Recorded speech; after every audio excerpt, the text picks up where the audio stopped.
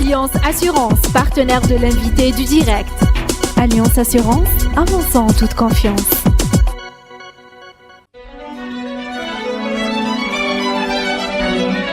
Pour bien s'entendre, il faut bien s'écouter. Rendez-vous sur M, la petite radio du Grand Maghreb.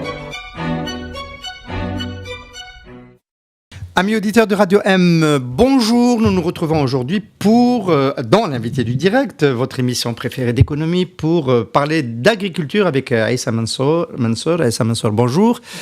Bienvenue à Radio M. Vous êtes expert consultant en agriculture et conseiller en exportation. Vous intervenez souvent sur les plateaux, sur les questions de l'agriculture. Vous êtes aussi un des intervenants, un des collaborateurs qui intervient de temps en temps avec des contributions sur Maghreb émergent, notamment sur l'agriculture. Oui. Votre sujet de prédilection, si nous parlons d'agriculture aujourd'hui, c'est parce que c'est un thème qui est revenu dans l'actualité ces dernières semaines, notamment avec le CIPSA, le salon de l'élevage et de l'agroéquipement. Vous avez visité ce salon en tant que conseiller intéressé par la filière et vous dites qu'il se passe des choses, il y a des produits encourageants. Oui. Nous sommes peut-être au début de l'émergence d'une filière qui peut sortir du lot. Oui, bien sûr. J'ai visité la dernière édition du CIPSA. Il y a des choses vraiment très très encourageantes. Il y a des produits qui sont très très bien présentés et qui peuvent faire objet d'exportation. Mais en l'absence de certification et de labellisation, ces produits-là ne peuvent pas franchir les frontières nationales. Alors, il s'agit de quels produits déjà ? Non, par exemple l'huile d'olive. Où il y a aussi les sous-produits des figues. J'ai vu des sous-produits de figues de Barbarie. C'est la première fois que je vois ça, des jus qui ont été traités. Oui, c'est quelque chose c'est des produits de qualité, de visu. De visu, bien sûr. Qui sont bien présentés. Ils sont bien présentés avec un conditionnement adéquat, un emballage excellent. Donc, ce sont des produits qui peuvent vraiment faire objet d'exportation. Mais en l'absence de labellisation et de certification, ça reste toujours des produits qui ne peuvent pas aller au-delà de nos frontières. Est-ce que c'est le seul obstacle, la certification et la labellisation ? Est-ce que les volumes produits ne restent pas des volumes ? Non, oui. Bon. La labellisation, oui, c'est un problème. Mais comme vous dites, il y a aussi le problème des quantités. Parce que normalement, on doit produire avec des quantités suffisantes pour pouvoir, avoir des contrats à long terme. Et garantir l'approvisionnement. Bien sûr, il faut assurer la pérennité. Parce que l'exportation, on ne peut pas faire une opération d'exportation puis on se retire. On aura une mauvaise réputation. Donc, on doit avoir un produit en quantité d'abord et en qualité. Et il faut assurer, surtout, assurer la pérennité des opérations d'exportation. Sinon, on peut pas réussir. Qui sont les acteurs de ces nouveaux produits que vous avez appréciés pendant le CIPSA ? Ce sont des petites exploitations, ce sont plutôt des industriels qui ont été vers l'agriculture. Quel profil ? Il y a des agriculteurs, il y a des industriels. Oui, qui sont allés vers l'amont agricole pour conditionner les produits de l'amont. Oui. Donc, il est impératif de lier l'amont agricole avec l'aval industriel pour promouvoir l'exportation de ces produits-là. Il est impératif de lier, je répète, l'amont agricole à l'aval industriel. C'est impératif. D'ailleurs, normalement, je ne sais pas pourquoi nos responsables ou les pouvoirs publics ne peuvent pas, comment dirais-je, faire créer des agropoles. Des agropoles comme c'est le cas chez nos voisins. Oui, c'est très, très, très, très important. Et c'est l'équivalent d'une technopole, mais appliquée à l'agriculture. Voilà, donc c'est très très important. C'est un lieu où on rencontre bien sûr ceux qui ont tous les acteurs d'une filière donnée. Je vous donne un exemple. Chez nos voisins au Maroc, ils ont un agropole spécial pour l'huile d'olive. Imaginez. Donc, il y a tous les intervenants, parce qu'un agropole, on peut le créer sur 10, 15, 20 hectares. Ce n'est pas un méga projet de 10 000 ou 20 000 hectares. Mais je vous assure, c'est impératif. Donc, on peut créer un agropole sur une surface de 50 hectares. C'est faisable. C'est comme on crée, par exemple, une zone industrielle. Les clusters, il y a un cluster Non. à boisson, mais qui ne touche pas Non, la... le cluster, c'est autre chose. C'est autre chose. Ouais. Mais l'agropole, c'est pour un produit agricole surtout. C'est pour un produit agricole. Donc, je vous dis, par exemple, au Maroc, il y a un agropole spécialement pour l'huile d'olive. Là, on trouve tous les intervenants de la filière. Du vendeur des plants, la pépinière, jusqu'à la récolte, jusqu'à la transformation. Il y a tout dans un espace bien délimité. Donc, c'est un espace qui est aménagé par les pouvoirs publics et on les cède à des particuliers pour qu'ils implantent tout ce qui tourne autour de la filière. Alors vous êtes conseiller en exportation. L'Algérie a exporté certains agrumes, certains produits maraîchers il y a quelques années, mais elle n'a pas encore réussi à se placer réellement comme un approvisionnement. Non, c'est petit. Ce qu'on a exporté comme produit agricole l'année passée, bon, d'après les statistiques, c'est 57 millions de dollars. 51 millions de dollars, c'est les dates. Donc, les autres produits, c'est 6 millions. Ils ne figurent même pas dans le tableau des statistiques du CNIS. On ne le trouve même pas. Donc, c'est des quantités très, très, très minimes. Bon, peut-être que ça peut être un début, oui, mais actuellement, on ne peut pas vraiment parler d'exportation de produits. On l'a dit déjà. On ne peut pas produire des quantités et aussi en l'absence de contrôle, en l'absence de certification, de labellisation, etc. Oui, c'est toute la chaîne. Donc, nos produits, pour nous, consommateurs locaux, ils sont des produits inconnus. On ne sait pas d'où viennent ces produits. Comment peut-on l'exporter ? C'est ça. Donc, la traçabilité, il faut vraiment connaître la traçabilité du produit, de l'exploitation jusqu'au marché de gros ou bien jusqu'au consommateur final. Donc, on doit connaître cette chaîne-là. Actuellement, imaginez qu'on détecte, par exemple, un produit agricole infecté, par exemple. On ne peut pas surmonter pour trouver le producteur. C'est ça le problème.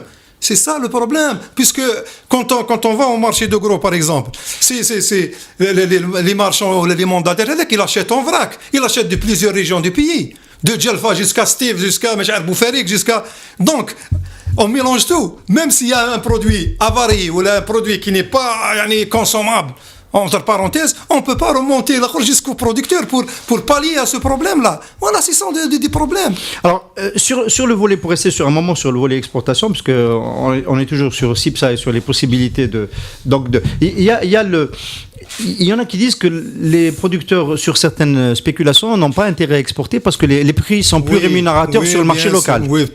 On parlait d'huile d'olive, c'est déjà peut-être le cas déjà pour les... Il n'y a pas que l'huile d'olive. On parle de la pomme de terre, par exemple, on dit que c'est un produit exportable, surtout celle de Ouedsouf. Mais quand on voit le prix sur le marché intérieur, il n'est pas vraiment compétitif. Il ne peut jamais être compétitif sur le marché extérieur. Quand on trouve la pomme de terre à 100 dinars, on ne peut pas l'exporter à 100 dinars. Moi, je trouve, quand tu cherches, par exemple, sur Google, sur les prix à l'international, tu trouves 10 kilos, avec 10 kilos ou 20 kilos à 0,1 €. Donc, c'est plus bénéfique de l'écouler sur le marché intérieur, oui. Et c'est vrai aussi pour les fruits. Bien sûr, oui, c'est pour tous les produits. Et moi, je me demande, pour les dates, aussi pour les dates, des fois ici, on ne le trouve pas, surtout à l'approche du mois de Ramadan, là, on le trouve à 600, 700, 800 dinars, le Deglet Nord. Donc, on ne peut pas l'exporter à ce prix-là. C'est pour cela, à chaque fois, moi, personnellement, je parle de la régulation du marché. Il est impératif de réguler le marché. Il faut réguler le marché et stabiliser les prix pour pouvoir exporter. Mais est-ce que c'est pas tout bêtement, on va redevenir un petit peu économiste à un moment donné, est-ce que c'est pas juste le jeu de l'offre et de la demande? Il n'y a pas une offre agricole qui est suffisante. C'est pas le cas. C'est le circuit de distribution. Je vous assure qu'en Algérie, la loi universelle de l'offre et de la demande, ça marche pas. Mais je vous assure, ce qui se passe vraiment dans nos marchés, je vous assure que, comment dirais-je, les experts économiques les plus avertis ne peuvent pas expliquer vraiment ce qui se passe. Quand tu trouves un produit dont le prix augmente de 200-300% en l'espace de 2-3 semaines, mais c'est quelle explication peut-on donner si ce n'est que la spéculation? Exemple, la volaille. La volaille, la pomme de terre, la tomate. La volaille, je vous assure que vraiment, on ne peut pas vraiment expliquer ce qui se passe. De 220 dinars à 500 dinars le kilo. Comment peut-on expliquer ça? Parce que les productions sont saisonnières. On dit que pendant l'été, il y a un taux de mortalité trop important. Il y a beaucoup de gens qui... Chauffe. À chaque fois, on donne des explications. des fois on donne des explications qui ne collent pas. On dit des fois, c'est les précipitations. Par exemple, pour les produits agricoles, on dit c'est les précipitations. On ne peut pas faire la cueillette, par exemple, le faire là. Mais c'est aberrant. Est-ce que nous, on consomme ce qu'on récolte le jour même? Mais c'est aberrant quand même. Pendant l'été, l'année passée, par exemple, on a accusé les feux de forêt et tout ça. Mais c'est aberrant, ça. Qu'est-ce qu'il y a les feux de forêt pour la production agricole? Non, on ne produit pas dans les forêts ou dans les montagnes. Mais il faut appeler un chat un chat. C'est les spéculateurs qui dominent le marché. Qui peuvent faire varier les prix. Et c'est eux qui imposent leur dictat. Et c'est eux qui approvisionnent le marché. Monsieur Aïssa Mansour, vous êtes, en tant qu'expert, consultant en agriculture, aujourd'hui convaincu que sur certaines spéculations, l'offre est suffisante et qu'elle ne devrait pas donner lieu à des augmentations aussi importantes de prix. Très bonne question. 10 fois. Personnellement, moi, je doute des chiffres officiels qu'on donne sur la production. On peut citer un exemple tout de suite. Hein? Le blé, c'est 600 millions de quintaux. Non, c'est pas le blé. On peut citer tout de suite le chiffre du blé. Est-ce que je me suis trompé sur le chiffre? Le 60 millions de quintaux. Oui. Est-ce que vous pensez sérieusement que l'Algérie a produit en 2018 60 millions de quintaux? On va pouvoir le vérifier avec cette histoire d'importation. Moi, parce que c'est vous qui avez évoqué le problème des prix. Oui, des quantités. Oui, moi, je m'inquiète surtout de ce stockage. En principe, on n'a pas les moyens de stocker. On a les moyens pour stocker pas plus de 33 millions de quintaux. Maximum. 33 millions. Donc si on en produit 60 millions, on devrait en stocker dans ce studio. Mais il ne faut pas oublier aussi, si on a produit 60 millions, on n'a collecté que 27%. Eh mais oui. Le reste, c'est du fourrage qui va rester je ne sais pas. Pourquoi? Oui, c'est comme ça, oui, la collecte. C'est comme ça. C'est pas un gisement de pétrole, là. Taux de récupération de Hassim. C'est collecté par l'OIC, pas par l'Office. Parce que, moi, je me demande... Non, ça, c'est la partie qui passe dans le circuit de distribution officiel. Oui. Mais l'autre partie, elle est gardée par les exploitants. Non, c'est pas 27%, 27 millions, pardon. C'est pas 27%, c'est 27 millions. Oui. Donc, c'est même pas la moitié. Donc, je me demande... Donc, c'est ça le vrai chiffre. Oui, l'autre moitié, est-ce que c'est l'agriculture qui la garde chez lui? C'est pas possible parce qu'il n'a pas les moyens. Donc, je pense, on a produit une telle quantité... C'est la majorité, en fait, c'est la plus grande majorité qui sera hors du circuit de consommation. Je ne sais pas, parce que... Donc le chiffre pose problème. 60 millions, oui, ça paraît exagéré. Même si c'est vrai. On n'a rien fait comme programme, on n'a rien fait comme effort. C'est dû aux précipitations.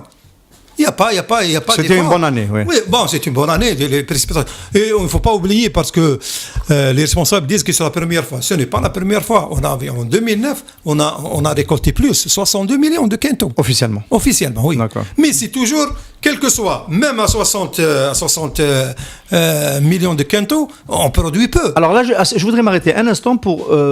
en tant qu'expert, vous demandez si depuis 2009, 2010, 2011, on a réussi à améliorer les itinéraires techniques, notamment pour le blé dur. Je me rappelle que Amour Ben Amour avait organisé un séminaire à Annaba, je crois que c'était en 2011, en réunissant tous les acteurs de la filière pour essayer d'implémenter les meilleures pratiques qui permettaient d'avoir des rendements de 60 quintaux l'hectare, oui. et comme ça se passe ailleurs. Il y a d'ailleurs le club des 50. Absolument. De ceux qui produisent plus de 50. Plus de 50, voilà.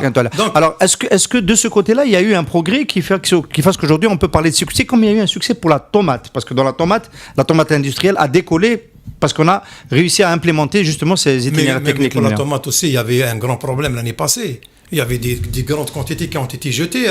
Oui, c'est ce que j'appelle. Oui, ça c'est. Parce qu'il n'y a pas de transformation. Oui. Pour le blé, il y avait, je pense, du temps de M. Ferrochi, je pense, il y avait.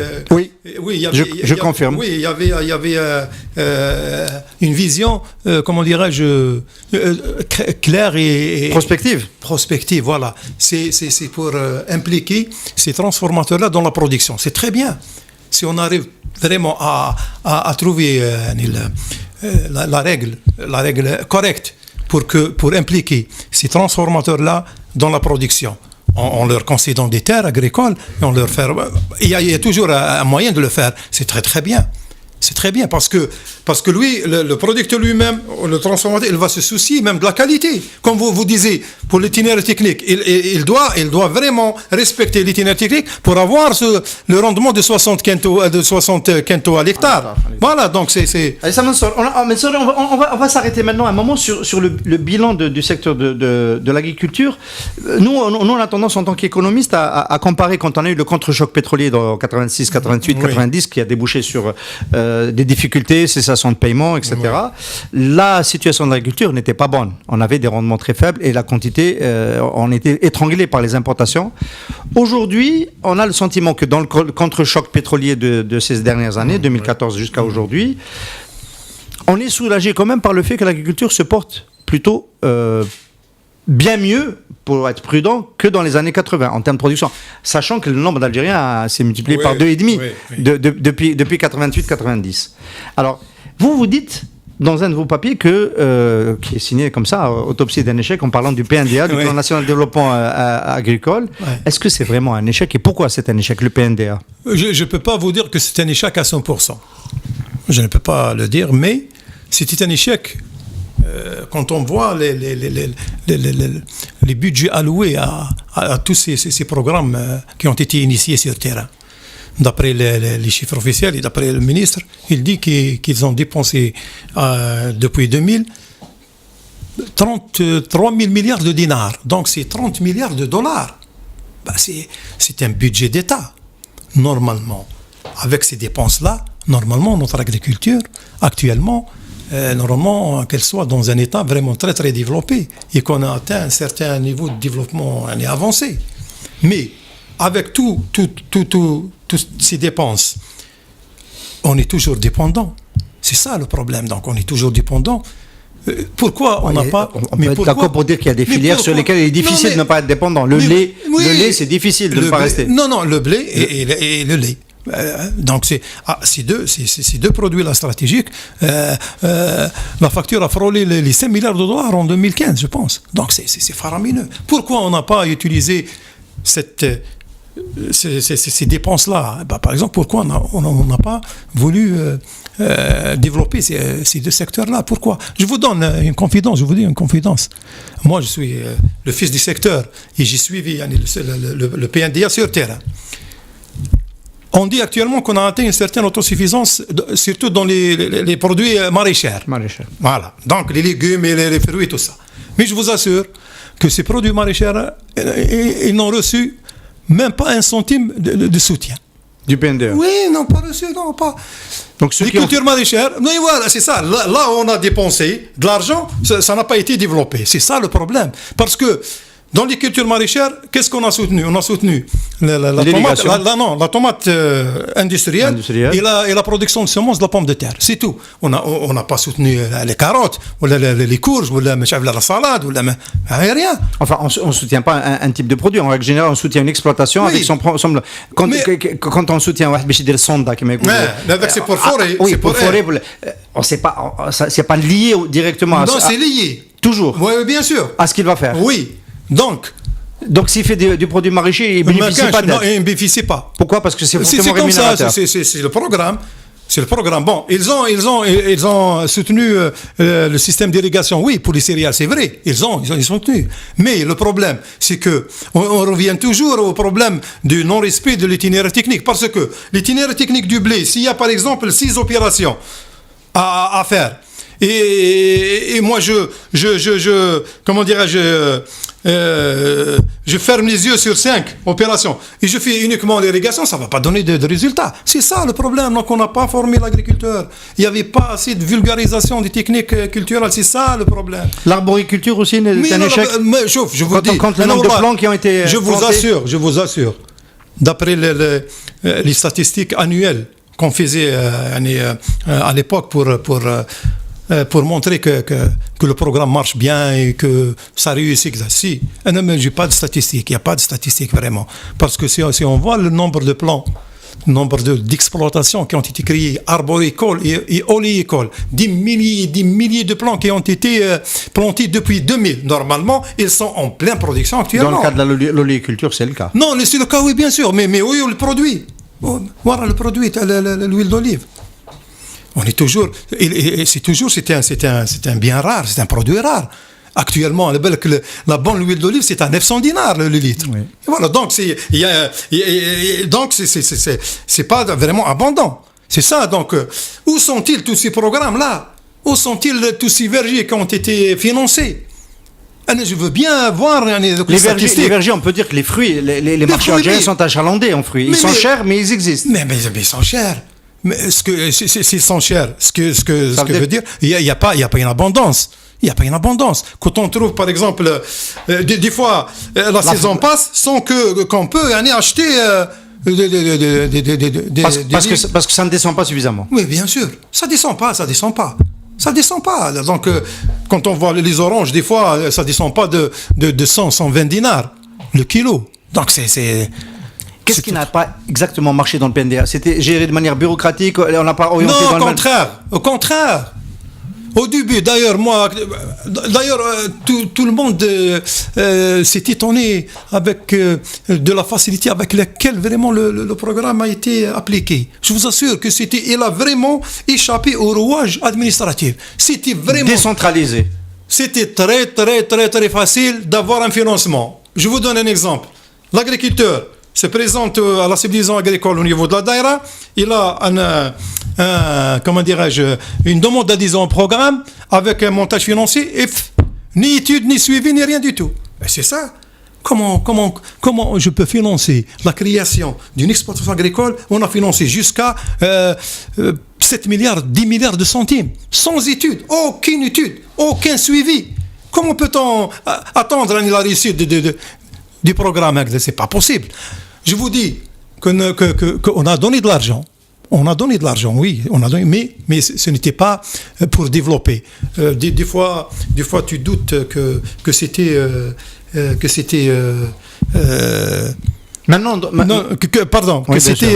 c'était une façon de distribuer la rente. Que ce n'était pas vraiment un programme de développement, parce qu'un programme de développement... Non, c'est une façon de distribuer la rente, c'est clair. Mais on ne peut jamais gérer un programme de développement de la sorte. On ne peut jamais le gérer.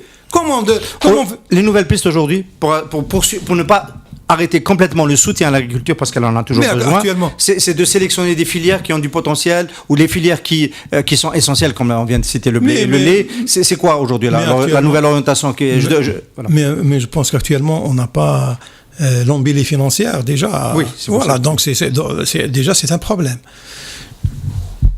Normalement, en Algérie, ce n'est pas un problème de moyens. Ce n'est pas un problème d'idées. Je vous le dis sincèrement, c'est un problème d'hommes qui ne veulent pas ou qui ne peuvent pas vraiment traduire les idées sur le terrain comme programme. C'est ça. Il n'y a pas une volonté. Il n'y a pas de volonté. Quand tu vois, par exemple, la filière de céréales ou la filière de lait,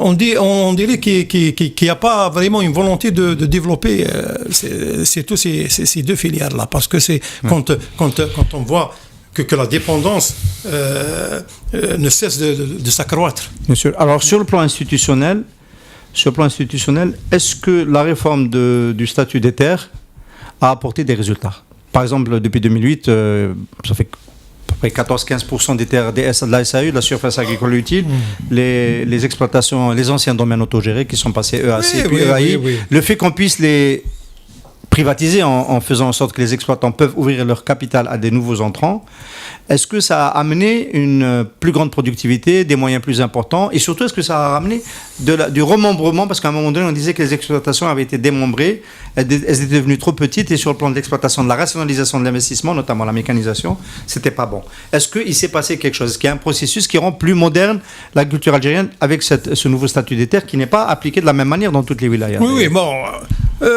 quand on voit pour le règlement du statut juridique des terres agricoles, on a appliqué une multitude de textes une multitude de textes, mais ça donne pas de résultats palpables sur le terrain. C'est vraiment... Parce qu'on ne sécurise pas l'investisseur. Oui, bien sûr, on ne sécurise pas.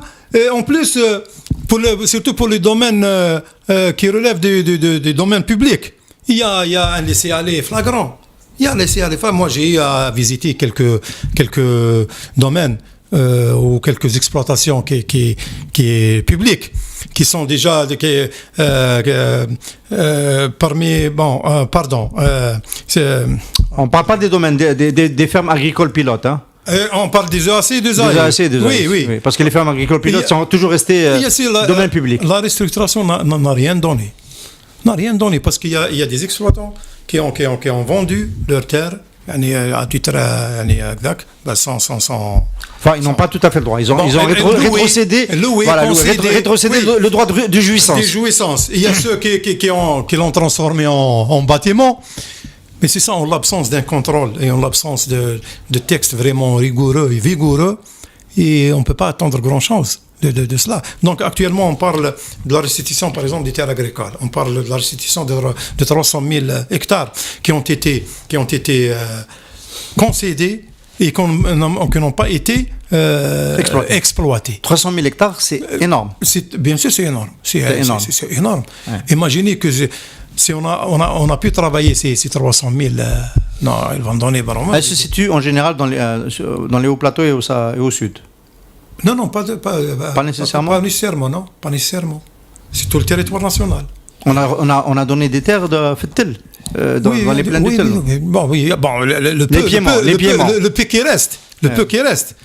Mais généralement, les grandes surfaces, c'est les hauts plateaux. Pourtant, la surface agricole utile en Algérie a quand même continué à croître en dépit de l'empiètement de l'urbanisme sur les terres agricoles. C'est 8,5 millions d'hectares. 7 il y a 20 ans.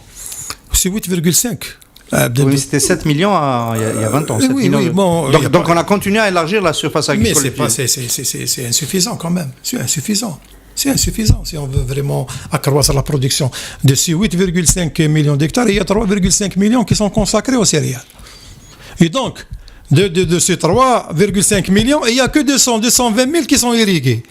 Alors, comment veux-tu qu'on améliore les rendements? Mais pourquoi on n'a pas 220 000 sur 3,5 millions. Oui, c'est tout. Normalement, il y a un programme dans le plan quinquennal. Normalement, on doit augmenter la surface de 1 million. Parce qu'en 2012, on a recensé 1 million de terres agricoles irriguées.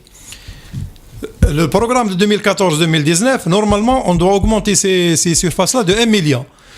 Bon, il y avait un programme, ils l'ont partagé entre le ministère de l'Agriculture et le ministère des Ressources en eau.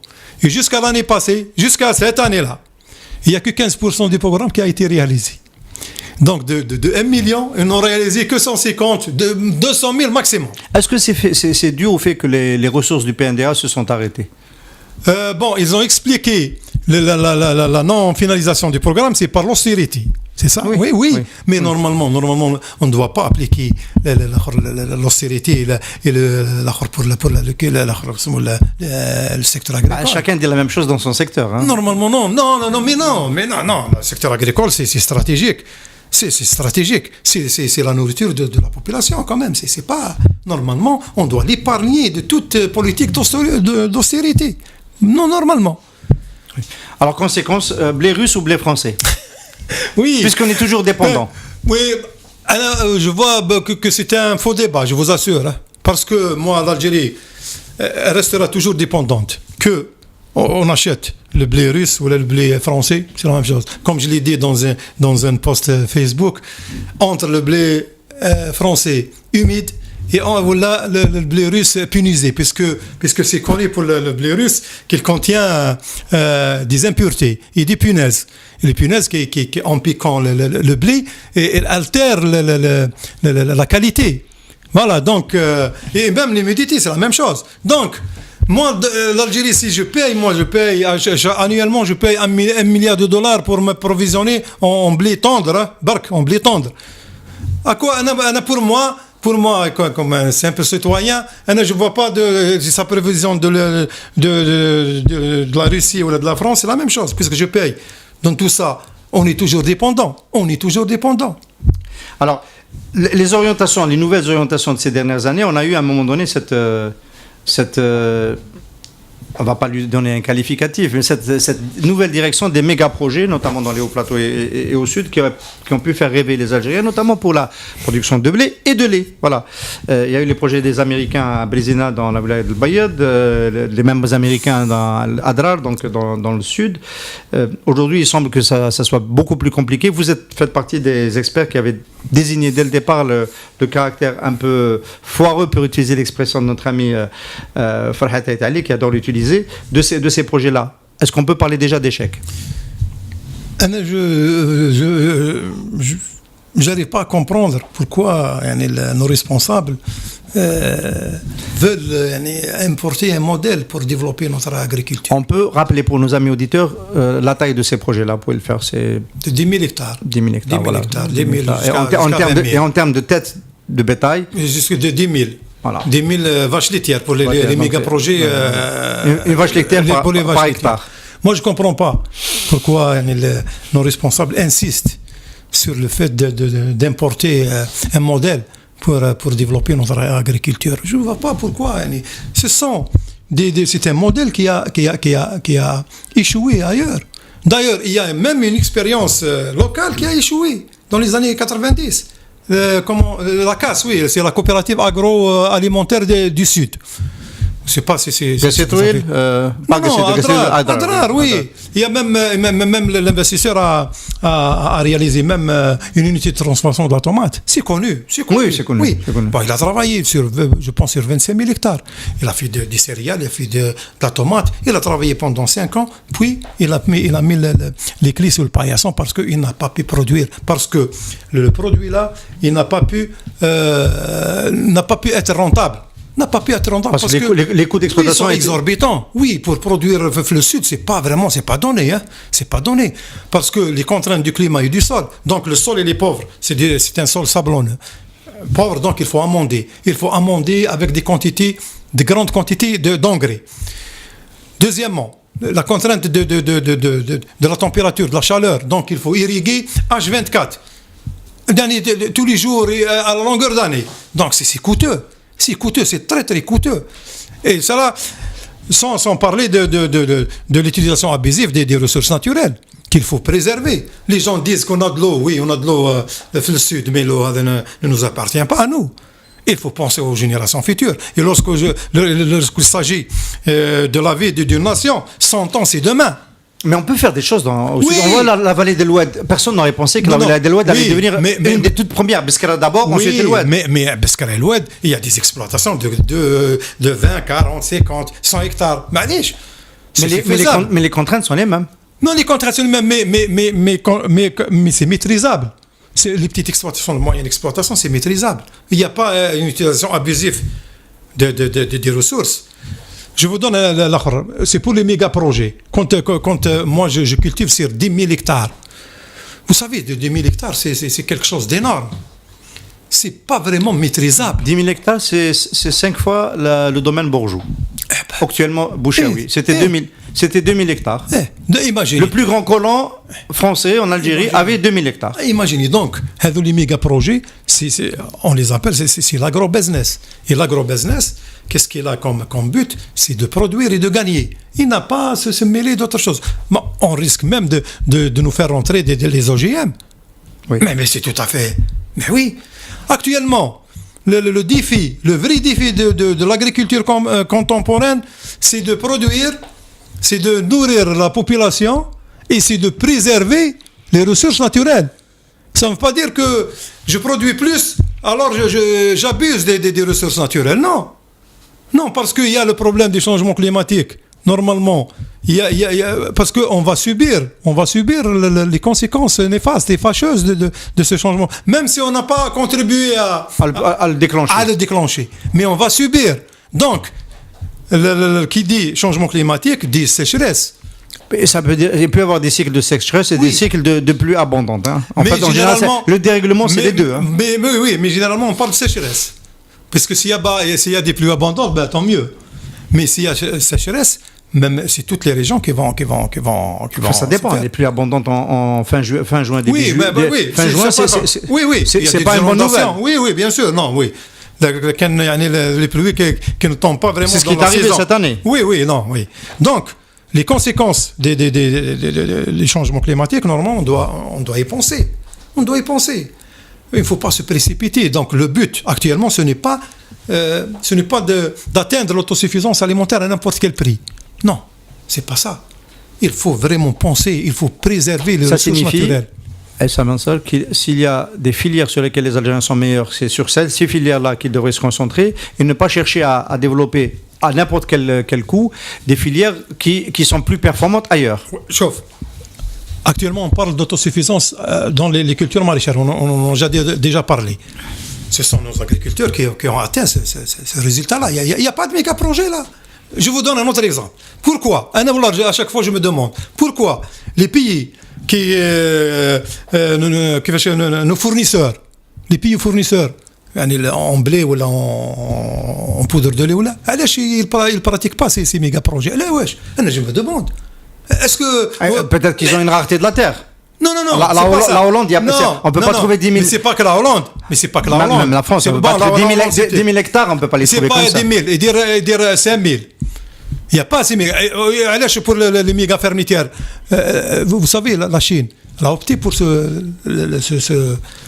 modèle de méga ferme laitière de 10 000 vaches et plus. Ils ont renoncé ces dernières années. Ils n'ont pas pu gérer, les Chinois. Les Saoudiens aussi l'ont fait.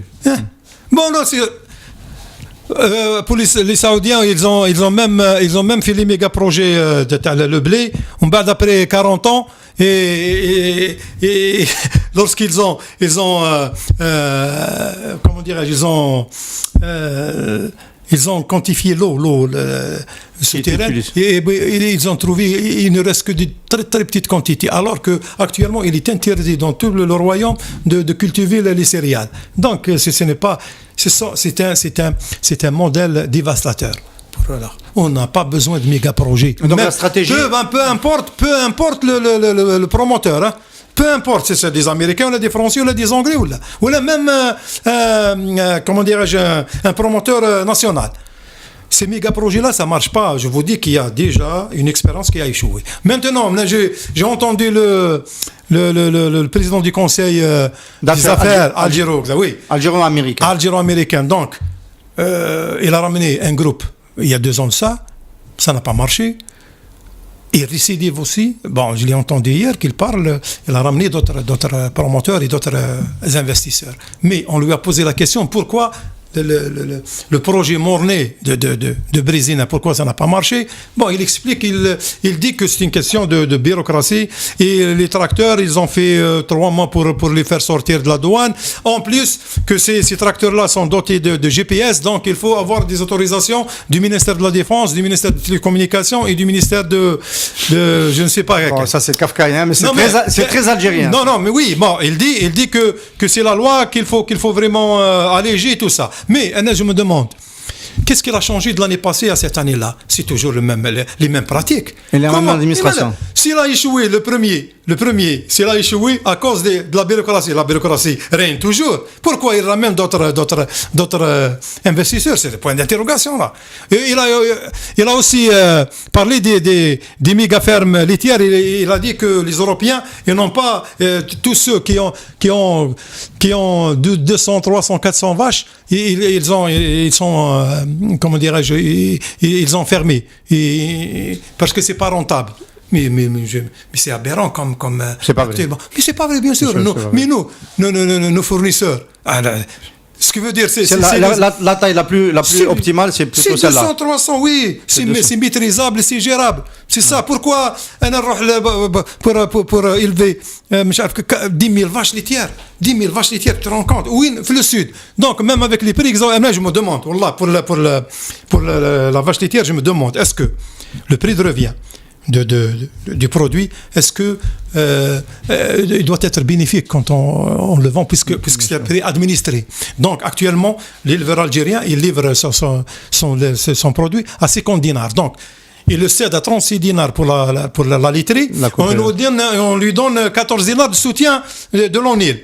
Est-ce que هذا l'américain ولا l'anglais ولا le français ولا اللي يجي bon qui vient يعني produire du lait avec tous les dépenses exorbitantes, est-ce que le prix de 50 dinars lui est bénéfique? Ou là, est-ce que le trésor doit encore le soutenir pour avoir là? Mais c'est ça. Il va avoir des coups de mais pression. bien sûr. Aïssa Mansour, expert consultant en agriculture, conseiller en exportation. On s'approche de la fin de cette discussion sur les perspectives de l'agriculture.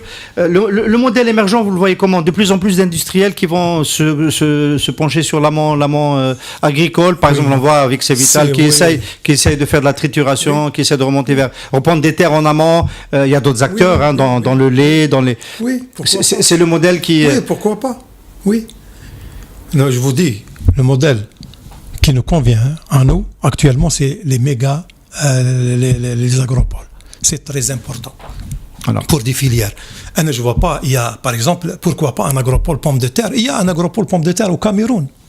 Pourquoi pas un agropole pomme de terre fi Ouadsouf? Je vous assure que j'ai rencontré un jeune dans un plateau de télévision il y a 2 ans de cela. C'est un producteur de pommes de terre. Il a pu décrocher un contrat avec les Espagnols pour exporter, parce qu'ils sont venus, ils ont vu le produit. Il n'a pas pu exporter. Pourquoi? C'est parce qu'il n'a pas trouvé l'emballage adéquat. Je vous assure qu'il n'a pas trouvé l'emballage adéquat. Et bien là, c'est ça le problème. Dans un agropole, il règle ce problème en amont. Il n'y a aucun problème. Dans un agropole, il n'y aura normalement aucun problème. Même pour les formalités de douanières et tout ça, il y aura un guichet unique pour les assurances, pour le financement, pour la douane, tout. Le conseil, tout. Les unités de transformation, les unités de fabrication, de l'emballage, tout. Donc c'est facile, je vois que c'est facile à concrétiser ces produits-là. Ils ne demandent pas, c'est une surface qui doit être aménagée par les pouvoirs publics et concédée à des privés avec des mesures incitatives, voilà. C'est faisable, Je ne vois pas pourquoi on dit qu'on a... Non, quand on voit par exemple le ministère de l'Agriculture, il vous dit qu'on a 100 agropoles ou la 100... comment ils les appellent? Mais comment ils les appellent comme les ça? zones d'activité. Non, pour les pôles agricoles. Mais ils disent des pôles agricoles, c'est en voyant la production. Pas la spécialité. Non, mais alors que ça rentre pas filière. Ça rentre pas dans l'aspect industriel. Voilà. Absolument. Donc normalement c'est pas... pour me dire un pôle agricole, ça ne dit rien. Vous me dites, il y a un pôle agricole à Oulouette, un autre à Mascara. On va pas citer un défla de Abichelef. On va pas citer un défla, mais on va parler de Mascara, voilà. Voilà. Donc, c'est ça. Donc, ce qu'il faut, c'est l'agropole. C'est un système qui a donné ses fruits dans beaucoup de pays. Aïssa Mansour, merci beaucoup d'avoir été notre invité aujourd'hui. Je vous en prie. Merci. Alliance Assurance, partenaire de l'invité du direct. Alliance Assurance, avançant en toute confiance.